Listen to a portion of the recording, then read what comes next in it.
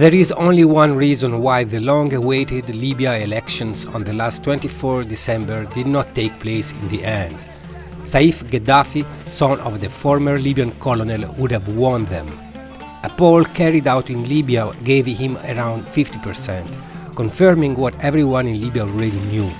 As in the 2014 elections, when the will of the people does not correspond to NATO's wishes, the militias spring into action. This time the Electoral Commission building in Tripoli was militarily occupied a week before the vote, and the Commission was forced at gunpoint to cancel the elections to the relief of Europe and NATO. The election of Saif Gaddafi would have made it possible to install in Tripoli, by the will of the Libyan people, a president capable of dismantling this mafia military power entrenched in the defense of the capital against the remaining two-thirds of the country. It is in fact only in Tripolitania that the militias involved in the plundering of Libyan oil are concentrated. The same militias that for years have been managing the complex international network that lures into Libya those children we call migrants, and who, once in Tripolitania, are reduced to slavery. Not necessarily the slavery of chains and detention centers. In fact, even those who are free are still a free labor force at their disposal. I work for you, you pay me. Outside from my business. You give my money, you don't fight me. You don't fight me. You pay me my money.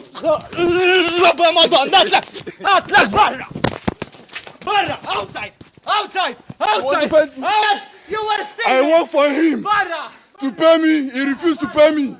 Where is the fucking book? I work for him for good 21 days. He never paid me a dime. And he also he's blowing me also. I need justice. I need justice for this. I need justice today. Barra! Outside! Thank God. Outside. You saw everything he's doing. Barra! He's fighting me. He saw my clothes. I work for him. He refused to pay me. No problem. I need justice. I need justice. So where you go, look at the camp here, where the black people are living. We are being sold and being put in the market for a little more money. I've worked more than 100 times since I've been to Libya. I don't think if I've been paid at least 5 times. The best one you can see is the one that will give you food after you work. And there are some they will beat you and ask your people to give you money.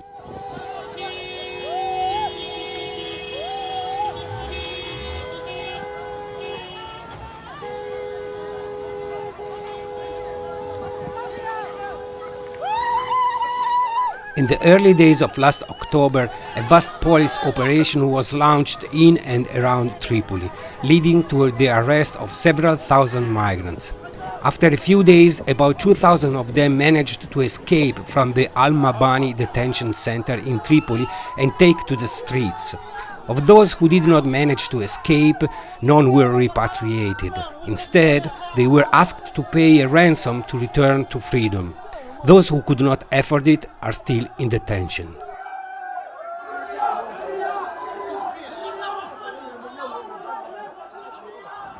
A few hundred of those eligible for international protection already registered with the UNHCR, who fled the detention center with no money and nowhere to go, camped in protest outside the UN office where they have been since last October, demanding immediate evacuation from Libya. This is a UNHCR, the CDC in Tripoli. That's right. I just come here now, and you can see the situation of the migrant. Like there are many women here, and the kid. So they are here. You can see where they are living now. You know, they came here not because this place is safe, but because they need evacuation. They need protection because they were pushed away from their house, and some of them were taken to the prison. To Mabani, and from Mabani they escaped and they came here, you know.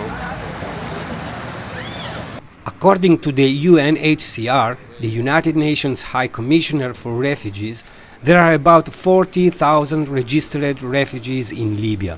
These people have the right to be evacuated to Europe or safe countries, but in all, according to the same source, there are 700,000 migrant slaves present in Libya. What does a detention center look like? Here are images recorded inside by a slave migrant. In fact, only a few thousand are detained in the centers, but it is also true that the turnover is continuous. Once the migrant pays, he is free and gives way to the next one. We have been here for a long time in this detention center. This is our big hangar. This is our big room. That's it contains 500 refugees. This is not a detention center. It is the center of a private trafficker. It is to this kind of person that the slave migrants turn when they want to attempt the crossing. Everything happens apparently in great secrecy. In reality, the traffickers are linked to the Libyan Coast Guard, and together they decide how many can leave, how many can reach the NGO's ships, how many will be brought back to Libya so that more money can be extorted from them in exchange for freedom. And the merry-go-round continues. Comparing the data, for every slave migrant taken overboard by the NGO's ships, another was taken by the Libyans and returned to Libya. Once ashore, each of them can be extorted under torture for up to 4,000 euros. 30,000 migrants reached Italy last year. 30,000 were brought back to Libya and squeezed by the militias for an estimated 120 million euros in 1 year. But for every 20 who arrive in Italy, one loses his life at sea, because the deflated rubber dinghies alone are unable to reach Italian shores. And if nobody finds them, they sink. I'm talking from Saladin. Saladin. The war here have made everywhere so... I don't know how to put this. But if you see everywhere, you will see that everywhere is quite shut down. So it's not that easy for us here in Libya. It's not that easy for us. Please, I'm in Nigeria. Please, I'm calling. If you people can assist me with any little thing, I can go back to my country. It's not easy here. We worked last month. They refused to pay us. They said that we should stop coming to work. That they want to close. We have been calling the lady for our salary, but he refused to pick. We don't have food. Don't have anything, even water to drink. We drink the water from the pipe, the salt water. You can see it. Hello everyone, I'm from Nigeria. I stay in Libya. So I've been here for almost 5 years. I'm 30 years of age. I've attempted to cross the water almost 4 times, and I got caught many times and arrested. My next plan now is to save money so that I can go back to my country and make things good for myself, so that I can start afresh, because I have many family in Nigeria that they are looking up to me. So, and here now there's no job, nothing. If you even work, no guarantee of payments. They are just doing like slavery. And now we are following, me and many migrants in Libya here, we always follow the rescue ship information, like all those Sea-Watch, alarm phone, like all those Lakunda, open arm, to watch whether maybe we can cross or not. But me, I don't plan to cross any longer. I want to go back to my country because I'm tired and fed up. Because if you even pay for money for crossing, other people are not even ready to push you. They are the one that will call police to come and arrest you. So we talk about social media and where people are getting information about their movement, especially of crossing the water or going to Europe through by sea. People will just fall in, and many people, they are following all those applications, all those page, like this alarm phone, like this Sea-Watch. And recently we heard that Open Arm is on water, and different rescue people are coming. So inside this, if you look at the situation on ground in Libya recently, they are just arresting people, and most of people doing the arrest, they have been arrested and not taken to the proper prison. They are taken to their own personal, like all those police officers are just arresting people, and most of people arrest people on water is not even police. They are just civilian. They have a opportunity to have a flying boat, and they have their own personal prison where they can put people and ask for money. So if you watch this As I'm scrolling this down, if you can watch it, you see that we black are many there. We migrants, we are many. We are many. We are the one that comment most there. If you look at it, we follow everything and they focus on it and they believe any information that come out from there, especially this alarm phone, is where people normally get their information from as immigrants. There is no any tangible reason for people to be risking their life on that same sea anymore. We've lost a lot of people's life on that sea. And the boat they are coming to is nothing, it's not a normal boat. And put like 150, 200 people on a balloon, like a balloon. So it is very light. It doesn't have the power. It doesn't have the power or the ability to accommodate such amount of people.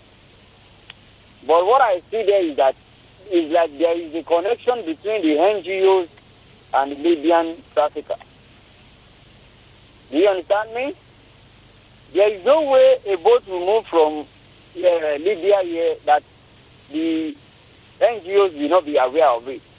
So if there is no any connection within the NGOs and the Libya traffickers, things like that cannot be happening. So what I would suggest for my people and everyone hearing this program is they should stop this Mediterranean Sea. No one should go and risk their life anymore on the Mediterranean Sea. In recent years, 60,000 migrant slaves have obtained free repatriation from Libya to their country through an IOM program, proving that the equation, either Europe or death, is unfounded. All of them have an alternative to slavery, to return home. But their request is not matched, since the Libyans do not willingly authorize these repatriation flights. In fact, those who do return home recount what their experience has been like, which is why entries into Libya from sub-Saharan Africa country have fallen in recent years. If Tripolitania were left without black Africans, the capital's economy would grind to a halt. Are we willing to be the cause of this, so as to give a free hand to the militias that plunder Libyan oil on our behalf? So happy. I'm going home. I'm going to my home country. I'm going to my home country, Nigeria. I'm so happy. I can't express my joy. I can't express my feelings. I'm so happy. I came to this country with the hope of going to Europe, but I was trapped. I was trapped in this prison of a country. Couldn't go forward and barely go backward. But I thank God for I can now go back home. I am so happy. This is not a place to be at all. This is not a place to be at all. Libya is not a place to be. It's too rough here. There's no life for the blacks here. There's no life here. I'm so happy. I can't express my joy. I'm going home.